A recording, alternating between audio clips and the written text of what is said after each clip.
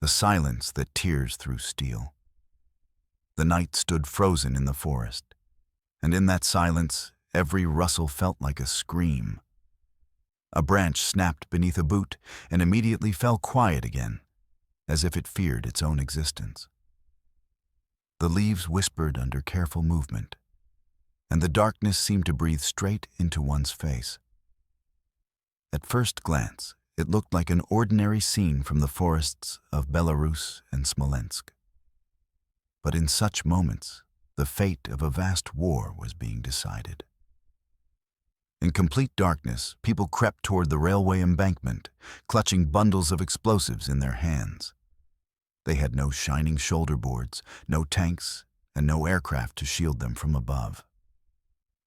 There was only the forest, the night, and a risk equal to death. The Germans guarded the tracks with obsessive vigilance, knowing these rails were the arteries of their army. Without trains, without fuel, without ammunition, their front would choke and lose its breath. But even under threat of execution, these people returned to the rails to do the one thing that had to be done. Do you want to know the secret that changes operations faster than an artillery strike? They laid the charges with honed movements, as if carving seconds with a knife. A spark flashed briefly, and the darkness swallowed the trace again. The group dissolved into the thicket as if it had never existed. Within a few minutes, the distant rumble of wheels stirred, and the night air tightened like a drawn string. A German train carried equipment, infantry, and supplies. But the engineer did not yet know that an inevitable line awaited ahead. The explosion shattered the silence, and flames leapt higher than the trees. Steel twisted, cars flew into the ditch, and the night drowned in screams. This was not a frontline barrage with tank wedges. It was a quiet shadow war that tore communications apart and broke the rhythm of the enemy. The Germans hated it and feared it precisely because here they were defenseless. And the longer the war dragged on, the stronger the blow to their railway lifelines became. Are you ready to learn the truth about the campaign that turned the railroads into a battlefield? Where the shadow was born. The rail war did not erupt suddenly like a storm on a clear day. Its roots reached into the first months of the Great Patriotic War, when the country struggled to recover from the blow of the Wehrmacht. The summer of 1941 became a time of confusion and pain. The front rolled back to the east, the Red Army suffered monstrous losses, and entire formations were trapped in encirclements. Behind enemy lines, the first partisan groups began to form. In some regions, their corps consisted of Red Army soldiers who had broken out of encirclement. In other areas, local party workers took the initiative. Elsewhere, the groups appeared spontaneously. Peasants, hunters, and teenagers fled into the forest with whatever they had. The first goal was simple and terrifying: survive and resist. Weapons were scarce, explosives nearly non-existent, and radio communication a rare luxury. Imagine 20 people with hunting rifles and a couple of captured carbines deciding to fight the best army in Europe. And still they went, because there was no other choice. At first, their actions were raids on small garrisons, ambushes on roads, and arson attacks on warehouses and solitary vehicles. The Germans looked down on them and made a fatal mistake, believing that forest bandits would not influence the course of the war. Punitive expeditions burned villages and executed hostages, but only multiplied the avengers. Each tragedy pushed new people into the forest. Gradually, the movement grew stronger, and by the end of 1942, tens of thousands of fighters operated in Belarus, Ukraine, and the forests of Bryansk and Smolensk. Moscow saw not random flashes of anger, but a massive reserve of strength. The central headquarters of the partisan movement was created under the Supreme High Command. Its task was to unite scattered groups, establish supply lines, and provide strategy and radio coordination. This step became the turning point.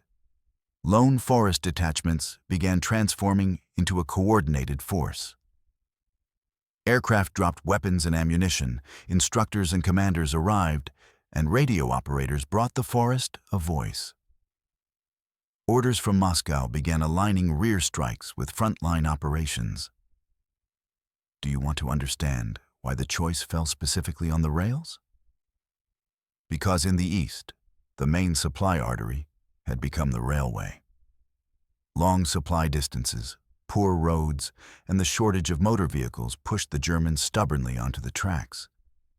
And that meant the weak spot lay literally under their feet. Why the rails became the target. To understand the logic of the chosen target, you must look at the war through the eyes of the German staff. The Eastern Front stretched from the Baltic Sea to the Black Sea, and this vast distance allowed no room for chance. Motor transport could not cope, the roads were broken, and the enormous stretches consumed fuel and time. The railway became the vein through which the army's lifeblood flowed. Tanks, artillery, fuel, food supplies, ammunition. Disrupt this flow even for a few days, and any offensive collapses. The Achilles heel suddenly stands exposed like a scar on skin. There was also another, almost technical vulnerability. The width of the railway gauge in the Soviet Union was 1,520 millimeters, while in Europe it was 1,435. After capturing the tracks, the Germans were forced either to rebuild them or to replace the bogies under the wagons. Every new section demanded time, workers, materials, and nerves. And this was exactly where the partisan strike landed. Blowing up a bridge was difficult and slow, requiring hundreds of kilograms of explosives and engineering luck.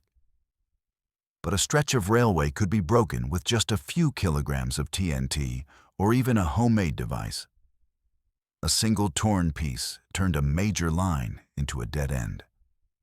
The first explosions in the year 1942 were carried out by scattered detachments, sometimes with homemade mines, sometimes even with grenades tied to the rail. But out of these crude flashes grew the idea of a synchronized strike. Within the central headquarters of the partisan movement, a plan began to take shape. Panteleimon Ponomarenko, a man of rare organizational energy, together with military theorists, including General Sergei Rudenko, formulated the concept. To synchronize thousands of hands across hundreds of kilometers, to strike at the same moment, to paralyze the rear. Not a scatter of isolated blasts, but a wave covering junctions, stations, and crossings. Did you know that 10 minutes of difference between explosions on two segments of track could halt an entire army?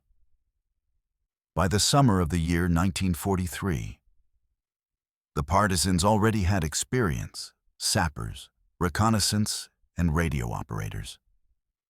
They knew how to approach unseen, to lay charges quickly, to disappear without a trace. Their groups worked like a single organism in which every role was critical. The order to begin the campaign turned the night into an ally and into a stage for the coming strike. When the night became a weapon. The dense museum quiet stillness of night was not romantic for a partisan. It was a tool. Darkness erased tracks, devoured sound, and covered the retreat. The first rule was to approach silently and to vanish just as quietly. Reconnaissance began before sunset. A lookout listened to the rhythm of wheels, marked the pauses, counted the minutes between trains. A simple trick saved precious time. A chalk mark on a sleeper or a scrap of cloth so that nothing was lost in the dark. On long stretches of track, a small team walked many kilometers, searching for weak points. Approach routes and escape paths were disguised like theater scenery. Earth mounds, stone pillars, dense bushes. Sometimes false tracks were left deliberately, luring patrols in the wrong direction. There were decoy groups that made noise on one road while the main team worked on another. Methods of placing charges ranged from improvised ingenuity to near-factory precision. When factory-made mines were unavailable, they used thermite cartridges, bottle mixtures, delayed action alarm clocks, even door springs. Mechanical pressure detonators turned the rail itself into a trigger. In swampy areas, they built traps capable of tearing a track joint without a direct explosion. The most accurate operations were tied to timetables obtained from railway workers, tavern conversations, or bribery. A charge detonated when no civilians were nearby and when the damage to military cargo would be greatest. Small groups worked like a conveyor: scouts, demolition specialists, decoys, radio operators. Each person knew their window of time and their escape route. Sometimes they used smoke tricks, creating clouds on a sidetrack to force a train to slow down under the waiting blow on the main line. False blasts triggered checks, while the real charge waited apart. After an operation, the tracks were covered with debris, evergreen bedding, fur pelts, anything to confuse dogs and patrols. Sometimes they returned days later to improve the camouflage or retrieve forgotten parts. Solo scouts like Nikolai Kuznetsov obtained schedules and routes by infiltrating enemy structures. And if the charge failed to work, a reserve plan went into motion: retreat, false trails, swamps where pursuit was nearly impossible. It is tempting to think of all this as a clever game, but the night demanded its price. Every decision could cost the life of a detachment and of the nearby village. Commanders made heavy choices, and their weight remained even after victory. What comes next rarely appears in school textbooks, but it shows how darkness itself became a partner in the operation. The summer when the rails began to groan. The 3rd of August of the year 1943 became the beginning of the largest partisan campaign of the entire war.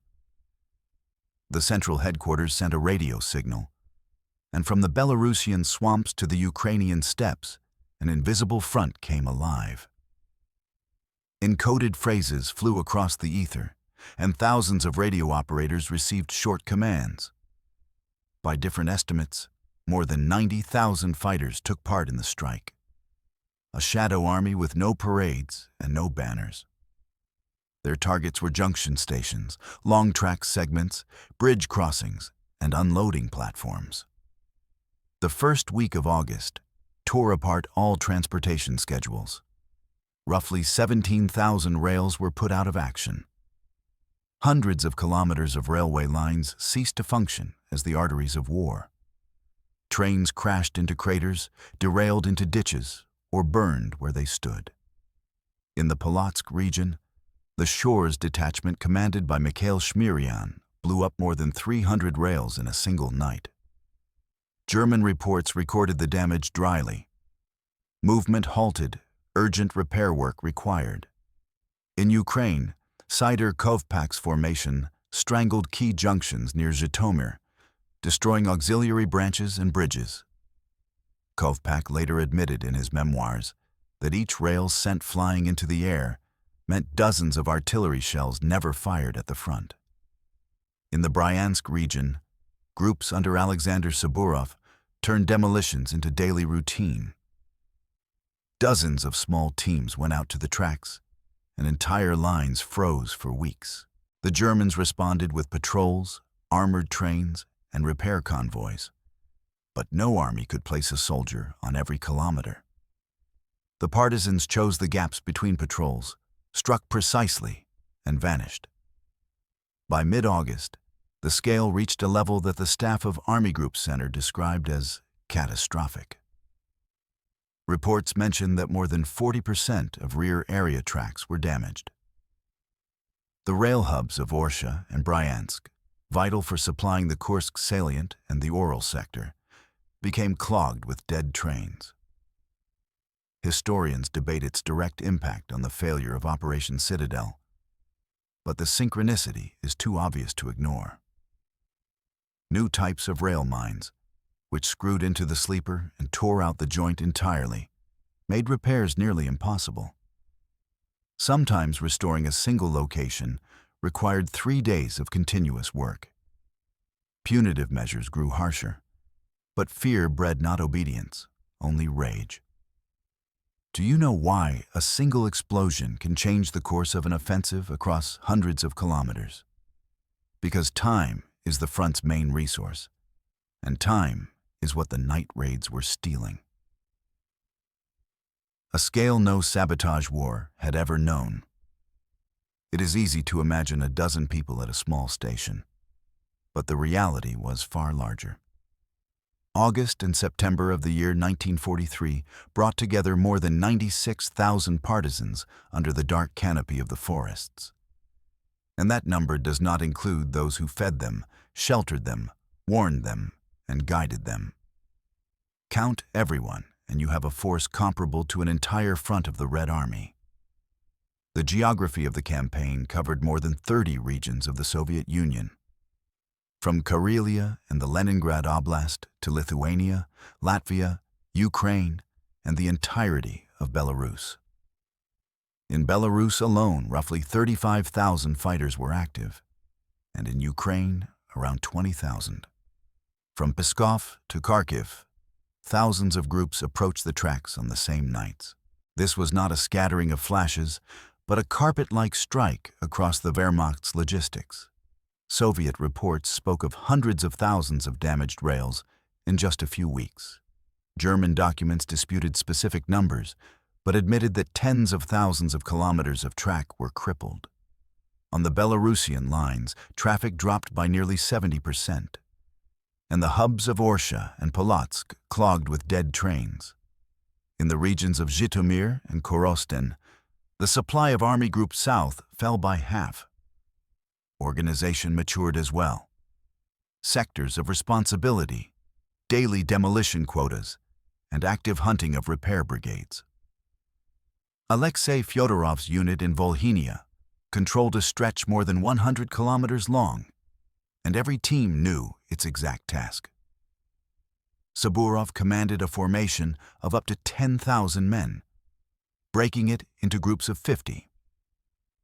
The effect of simultaneity ripped the line open in dozens of places at once. One striking detail was the rhythm of the sabotage. Near Bryansk, at least 10 rails went up every 3 days, preventing repairs from catching up with destruction. Women and teenagers, a full third of some detachments, carried out reconnaissance, camouflage, transport of explosives, and even laid mines themselves. The Germans pulled up to 50,000 security troops into Belarus, but this screen burned through everywhere. Hitler ordered the struggle against the bandits to be treated as a frontline operation, pulling manpower from combat divisions into the rear. And the more guards protected the rails, the fewer reserves remained at the front. It feels as if this is happening right now. But it was the summer when steel groaned from hidden blows. And it was here that the resource was born, which the front line turned into kilometers of advance. The enemy's answer: armor against shadows. The German command could not ignore what was happening in their rear during the summer and autumn of the year 1943. The rail war had grown from small acts of sabotage into a landslide tearing apart the arteries of their supply system. The response came instantly, brutal, desperate, and often senseless. The first step was the creation of special units assigned to fight the bands. These formations combined Wehrmacht soldiers, police units, gendarmerie forces, and battalions of collaborators. In Belarus, operated Latvian and Lithuanian security groups, while in Ukraine, patrols were reinforced with local auxiliary police. But patrols could not cover thousands of kilometers of forested track. So the Germans turned to mobile armor. armored trains, immense iron fortresses on wheels, wrapped in steel and armed with cannons and machine guns, patrolled the vital lines of Orsha, Bryansk, and Polotsk. They were meant to become the terror of the night, but fear proved mutual. The partisans quickly adapted, choosing to strike between patrol intervals or shifting to side branches where armored trains could not move. Are you ready to hear how desperation turns into ash? Punitive Expeditions became the main answer. Every explosion became a reason for retaliation. For every German soldier killed, dozens of hostages were executed, and for every train destroyed, an entire village was wiped out. Belarus suffered the most. Hundreds of settlements vanished from the map. The most infamous tragedy was Katyn. After an attack on a German patrol in March of the year 1943, the punitive force burned alive 149 villagers, including 75 children. And it was far from the only village turned into ash. In Ukraine, in the Zhytomyr and Kiev regions, similar reprisals occurred almost weekly. German forces burned settlements with their inhabitants, trying to scorch the very idea of resistance with terror.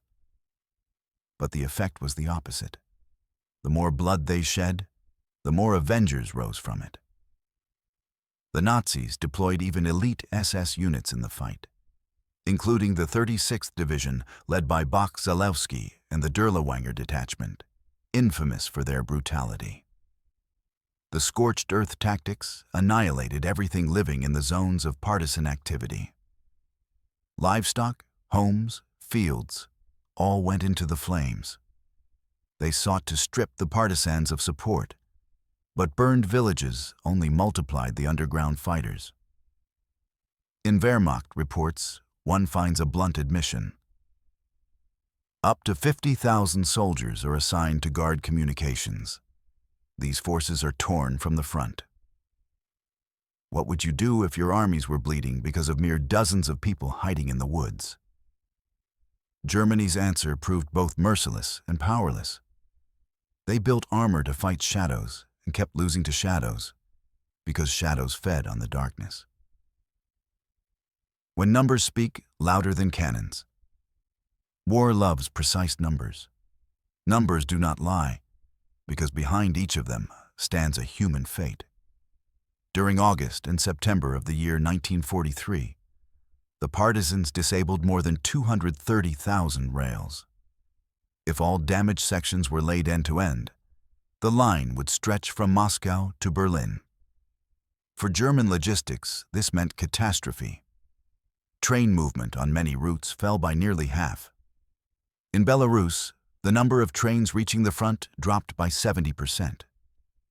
In Ukraine, in the region of Zhytomyr, the decline amounted to half of the previous flow. This meant only one thing: an army that lived off the wheels began to suffocate.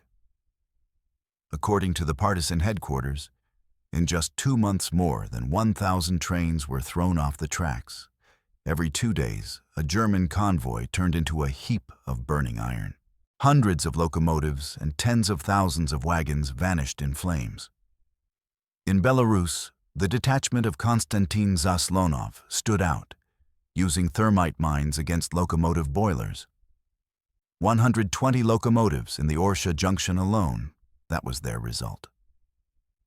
Orsha, the beating heart of the supply line for Army Group Center, came to a halt.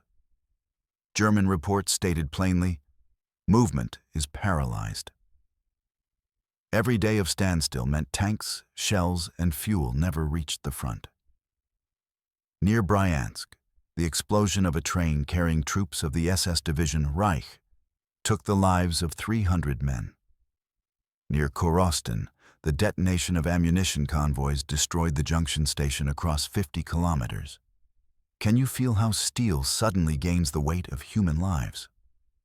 General Kurt Tippelskirch wrote, "The Russian partisans deprive us of the most valuable thing, time. Without rails, the army is immobile." Moscow's radiograms demanded reports, and the figures astonished even hardened staff officers. Hundreds of acts of sabotage per night, dozens of derailed trains, thousands of rails destroyed. By the end of September, the Partisans began synchronizing demolitions with the offensives of the Red Army. As the front pushed forward, the enemy's rear exploded behind it. Reserves stalled, fuel never arrived, attacks choked before they began. Thus, rails became the equivalent of artillery batteries, and time became a new kind of weapon. Masters of the underground flame. Partisan warfare survived not only through courage. Without engineering ingenuity, it would have withered quickly. The underground craftsmen, people who turned scrap materials into weapons, built their own factories inside earthen dugouts. Where mines were lacking, they made them themselves. From artillery shells, they extracted TNT, packed it into tin cans, and used springs, clocks, and matches as detonators. Such devices tore rails apart no worse than factory-built explosives. A special favorite was the grenade in a can. A simple metal can filled with powder and nails, topped with a percussion cap. A small charge, but enough to halt a locomotive. In Belarus, they invented self-exploding sleepers, charges hidden inside wooden beams and sealed with resin. German trains rode over those sections for weeks, until one day the track turned into a sheet of fire. Did you know that even a bottle could become a weapon? Improved incendiary mixtures with added phosphorus ignited even in heavy rain. In the workshop of Ivan Chernish, they created a silent mine with a clockwork delay. It detonated hours after installation, tricking German sappers. In the formation of Grigory Shirshov, they assembled grenades, mortars, and even makeshift flamethrowers entirely from improvised parts. An alarm clock became a timer. A needle pierced the primer at the set hour, and the rails shattered in the night. The workshops operated under the shadow of death. One mistake could mean an explosion inside the dugout. In a single month, these tiny factories produced hundreds of homemade mines. They used gunpowder from abandoned depots, metal from farm machinery, and dynamite from mining shafts. Sometimes their inventions bordered on genius, such as jumping mines, which leapt to chest height before detonating and struck repair teams directly. Partisans deployed dummy mines to distract sappers, while the real charges waited further ahead. Sometimes traps were disguised as toys. Yes, even a doll could conceal death. Every explosion had an invisible author, whose name rarely appeared in reports. These craftsmen turned scarcity into advantage, and the forest into a factory of destruction. They proved that talent and ingenuity could replace an entire arsenal. Women and children of war. There are stories almost impossible to believe, yet they are real. The rail war was not only men with carbines. Women and adolescents became its beating heart. By the middle of the year, 1943, women made up a full third of all fighters in Belarus. Teachers, farm workers, students, they left home, children, and parents behind, and walked into the forest. Many came seeking vengeance for husbands or brothers who had been killed. Elena Mazanik from Minsk, famous for her role in eliminating the Gauleiter cube, supplied partisans with explosives and intelligence. Anna Zelenko, a nurse in the Kutuzov detachment, not only saved the wounded, but also placed mines beneath the sleepers. Maria Bruskina, a Minsk courier, delivered charges and died publicly without betraying anyone. Her death became a symbol of women's steadfastness. And now imagine teenagers, not yet 18. Zina Portnova, a 17-year-old underground fighter from Vitebsk, gathered information on transport routes, passed on timetables, and paid with her life for each success. Marat Kazy went into the forest at 14, conducted reconnaissance, and died by detonating his grenade to avoid capture. In Ukraine, Boys from the Fyodorov formation, 12 to 15 years old, carried mines in baskets of grain and passed through checkpoints unnoticed. Kolya Dyatlov, a 14-year-old courier from the Bryansk region, distracted a German patrol to save his unit and died under torture. Women and children could go where a grown man would immediately draw suspicion. They gathered intelligence, hid weapons, and held secrets even under threat of death. Are you ready to hear the darkest truth of this war? Even under torture, they remained silent, betraying no one. The rail war became a people's war, not just by numbers, but by its very structure. It was the struggle of an entire society. Without women and adolescents, such a vast network of sabotage would have been impossible. They were not merely helpers. They were equal fighters. Nor when explosions echoed like legends. Some sabotage operations entered the chronicles of the war as if history itself carved them into steel with a heated blade. What if I told you that a single explosion could change the course of an entire front-line operation? In the night of the 13th of August, 1943, the Shchors detachment under Mikhail Shmirian destroyed 3 bridge crossings near Polotsk at once. The explosion erupted precisely when a train carrying artillery and fuel was on the bridge. Flames towered until dawn, and fragments thundered in the river like the moan of tortured metal. This attack paralyzed movement along the sector for more than a week. The Germans rushed engineers and security forces to the site. Yet each new day brought another explosion. In Ukraine, the detachment of Sidir Kovpak staged an ambush near the Olevsk station. A mine with a clockwork mechanism detonated beneath a train loaded with ammunition, and the chain reaction lasted nearly an hour. The blast was so powerful that windows shook 30 kilometers away. Kovpak later recalled that the night burned as if it were day. After this, the German command suspended all traffic along the Rovno-Korostin line for 5 days. And 5 days meant frozen columns at the front and thousands of soldiers without cartridges. Near Bryansk, Alexander Saburov's formation destroyed 4 trains in a single night.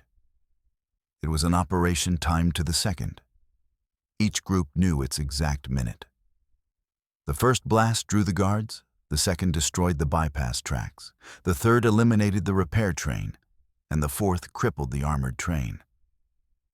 By morning, the railroad looked like a burning serpent of twisted metal. German reports stated, "It is impossible to move supplies for 3 days." For the front, this meant the disruption of an enemy offensive toward the Oral sector. Equally stunning were the actions near Minsk, where the Kotovsky detachment under Andrei Volchek planted charges directly on the sorting station. 6 trains derailed almost simultaneously. Thousands of tons of ammunition and fuel vanished in the fire. The Germans believed it was sabotage by their own workers and executed 200 people, never realizing the blow came from the forest. Thus, legends emerged, brief, terrifying, absolutely real. Each one was a flash in which everything could be seen: courage, fear, and cold calculation. These nights turned the forest into more than a refuge. It became a center of strategic influence. Do you think these were isolated attacks? No, this was a mathematically precise campaign that turned chaos into a weapon. Every explosion was a note in the vast symphony called the Rail War.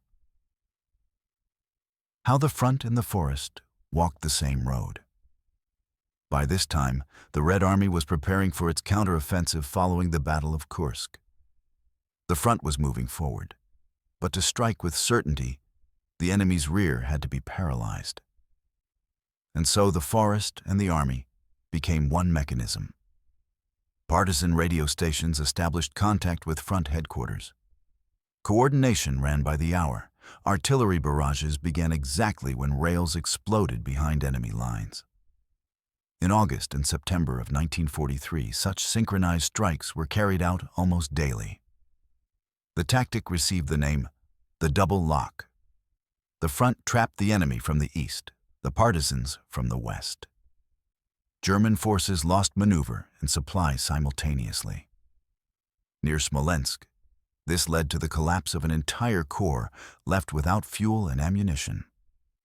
Near Kiev, transport columns stood idle for days, awaiting reinforcements that never arrived. General Rudenko wrote, "Every train that fails to reach the front means 100 of our soldiers will die. We owe them every step forward. Do you know what a war looks like when a single explosion equals an artillery salvo?" The rail war became exactly that. It substituted batteries with explosives in the hands of a peasant. Red Army soldiers advanced knowing invisible allies were working behind them. Front commanders thanked the partisans in radio messages. In September, Zhukov sent Ponomarenko a personal note. "Your actions are the second artillery of the front." This was not a figure of speech. Every kilometer of advance rested on a week of work in the enemy's rear. Now imagine the enemy hearing thunder not only ahead, but behind as well. When the rear becomes a flaming void, even a strong army loses the will to move. Thus the partisans emerged from the shadows as a strategic instrument of victory. They became not merely avengers, but an essential part of the combat system. This was when Stalin first called them the Fourth Front. From that moment, the forest ceased to be chaos. It became an army without uniforms, but with a clear purpose.